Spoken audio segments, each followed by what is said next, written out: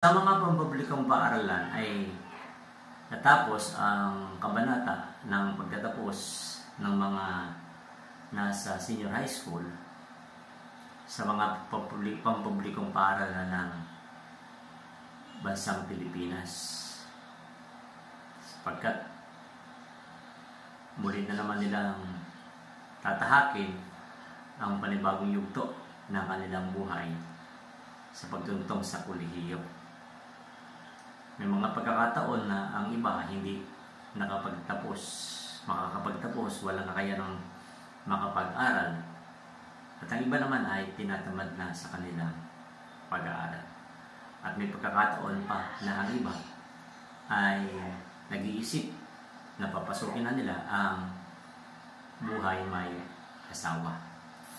Ngayon ay ang pag-uusapan naman natin ngayon ay tungkol sa ano ba ang mas mahalaga, ang diploma ba o ang diskarte? Ngayon, kung papipiliin ka, pwedeng mag-isip ang iba na diskarte sa buhay ay mahalaga. At ang iba naman ay mahalaga sa kanila ang diploma. Pag-usapan natin, alin ba ang mas mahalaga sa dalawa? Ang diploma ba o diskarte?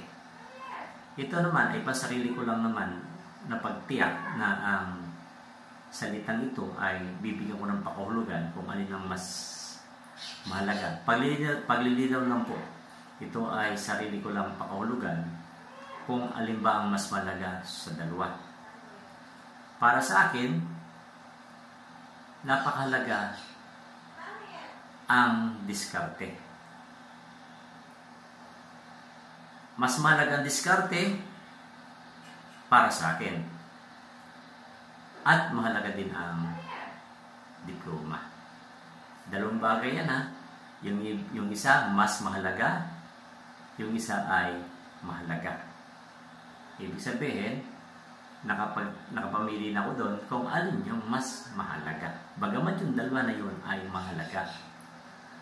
Para sa akin, maraming mga tao, maraming Pilipino ang mga naghihirap. Subalit, nagawa nilang makapagtapos ng may mataas na karangalan. Diba? May mataas na karangalan. Ano yung sabihin nun? Sa kanilang kalagayan ay nagawa na nila yung pagsusumikap sa buhay. Doon na papasok yung diskarte. Yun na lang tumawid ka ng ilog tuwing umuulan ng malakas ay isang diskarte na yun. Tututunan yung diskarte sa buhay natin. Hindi lang basta yung nagawain ng pagsisikap, kaya nga tayo nakapagtapos kasi nagawa natin yung pagsisikap. Ang pinakamasakit kasi sa buhay, yung dumidiskarte ka na nga, pero hindi mo makakamtan yung diploma. Diba? Maraming kaso ng ganon na binibigyan nilang halaga yung diskarte, subalit nawawalang kabuluhan yung diploma.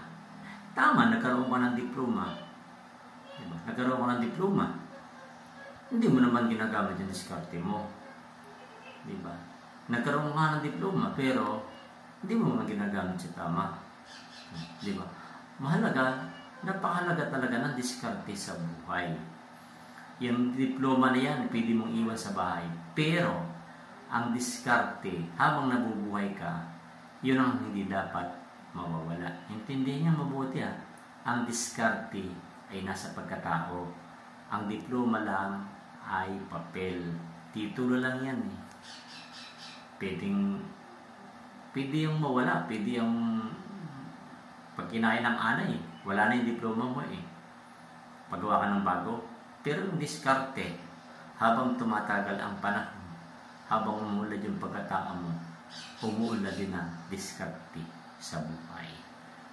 Yun lang.